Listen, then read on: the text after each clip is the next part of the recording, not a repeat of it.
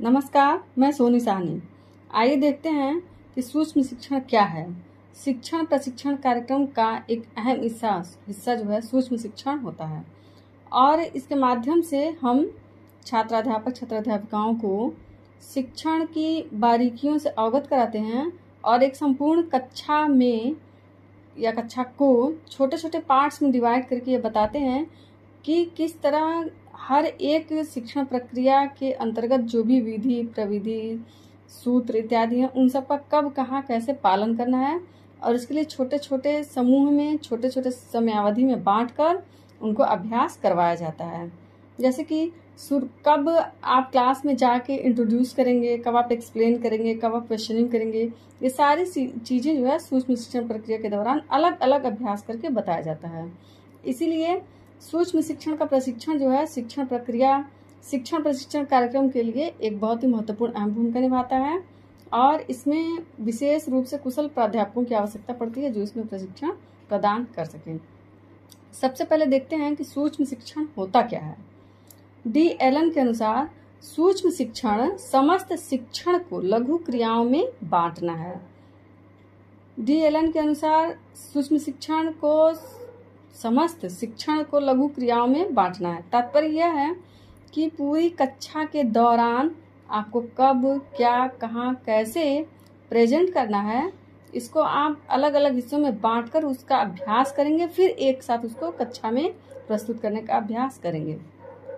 इसका अभ्यास सूक्ष्म शिक्षण की प्रक्रिया के दौरान करवाया जाता है, जैसे प्रस्तावना कौशल, व्याख्यान कौशल, व्याख्या कौशल, प्रश्नीकरण कौशल, पुनर्बलन कौशल। इन सब के माध्यम से सिखाया जाता है कि किस तरह से आपको प्रस्तावना देनी है, कैसे आपको पुनर्बलन देना है, कैसे आपको प्रश्नीकरण करना है, किस तरह आपका प्रस्तुतिकरण होगा, कैसे श्यामपट्ट कार्य होगा, ये सारी चीज़ें सिखाई जाती हैं। और इसके लिए छोटी अवधि भी निर्धारित की जाती है, जैसे 6 मिनट, 10 मिनट, 12 मिनट, इस तरह की अवधि भी निर्धारित होती है। आप उसमें बार बार अभ्यास करके अपने इस समूह में उसमें पारंगत होते हैं। Doctor B.M. शोर के अनुसार सूक्ष्म शिक्षण कम अवधि कम शिक्षण क्रियाओं वाली प्रविधि है। जब हम किसी चीज को सीखते हैं तो पूरा होल एक साथ सीखने की अपेक्षा उसको छोटे छोटे पार्ट्स में सीखने से हमें जल्दी से समझ में आता है और अभ्यास करके हम उसमें पारंगत होते हैं। उसी तरह ये जो सूक्ष्म शिक्षण है ये कम अवधि का होता है, इसका टाइम पीरियड कम होता है। इसमें केवल विशेष जिस क्रिया का प्रशिक्षण दिया था केवल उसी क्रिया का अभ्यास करना होता है। तो इसीलिए इसको B.M. शोर ने कहा है कि सूक्ष्म शिक्षण जो कम अवधि कम शिक्षण क्रिया वाली प्रविधि है। जैसे अगर आप पाठ प्रस्तावना कौशल का अभ्यास कर रहे हैं तो आप केवल उसी से संबंधित प्रश्नों को पूछेंगे, जिससे कि आप जो बच्चों का पूर्व ज्ञान है उससे जो आप टॉपिक प्रेजेंट करने जा रहे हैं वहां तक उनको पहुंचाएं, उनके अंदर इंटरेस्ट जगाएं कि नए टॉपिक को जानने के लिए वे उत्सुक हों।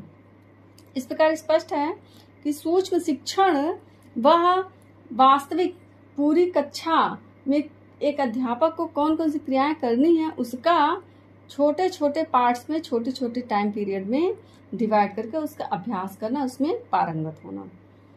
अब देखते हैं कि सूक्ष्म शिक्षण के सिद्धांत क्या हैं। सूक्ष्म शिक्षण के जो सिद्धांत हैं उसमें सबसे पहला है यह वास्तविक कौशल है। इसमें आप देखते हैं कि इसमें वास्तव में कौशलों का अभ्यास करवाया जाता है। आपको छात्राध्यापक जो आपके प्रशिक्षक होते हैं वह कक्षा में पीछे बैठे होते हैं, वह आपको ऑब्जर्व करते रहते हैं और आप उनके सामने अभ्यास करते हैं।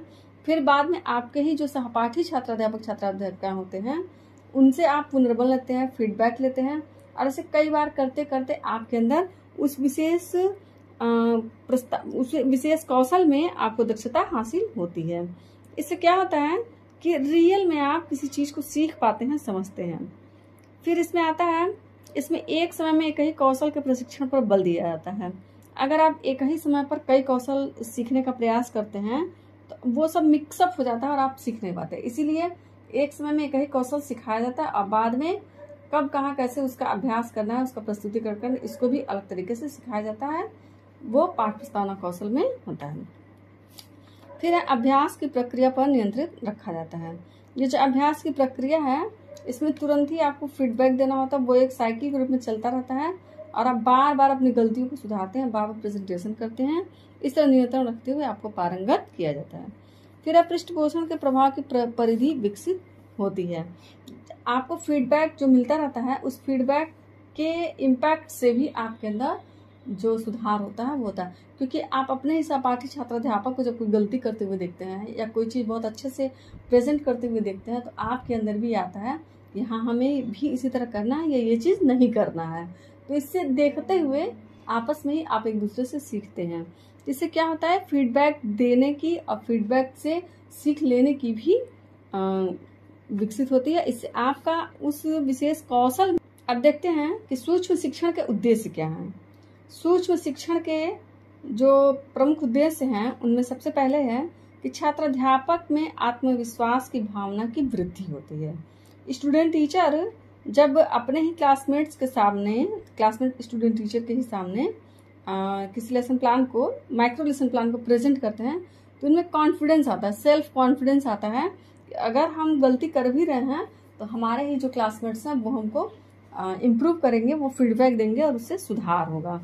तो जो स्टूडेंट टीचर उनके अंदर कॉन्फिडेंस आता है, सेल्फ कॉन्फिडेंस आता है, उसमें वृद्धि होती है।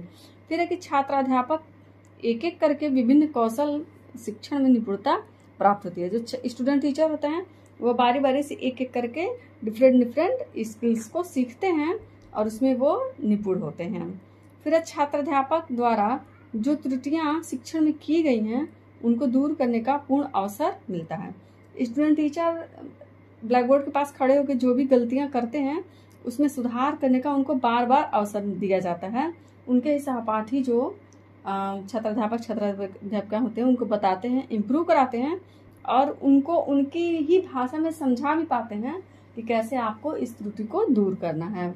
इस तरह जो उनके प्रशिक्षक होते हैं वह भी उनको ऑब्जर्व करते रहते हैं और देखते रहते हैं कि किस तरह से उस छात्राध्यापक के अंदर ये कमी दूर हो सकती है। फिर छात्राध्यापक को तुरंत ही पृष्ठपोषण प्राप्त हो जाता है। किसी एक्टिविटी को करने के बाद या किसी स्किल का अभ्यास करने के बाद जब तुरंत ही फीडबैक प्राप्त होता है और तुरंत ही फिर से प्रैक्टिस करना होता है, तो इससे सुधार बहुत जल्दी हो जाता है। अगर वही फीडबैक बाद में मिले और बाद में कहा जाए कि इस चीज़ को आप सुधार कर लीजिए, इसको कर लीजिए, तो उसका प्रभाव उतना अच्छा नहीं होता जितना कि तुरंत करने से होता है। तो जो सूक्ष्म शिक्षण का उद्देश्य है उसमें तुरंत ही फीडबैक देकर इम्प्रूवमेंट करवाने से होता है।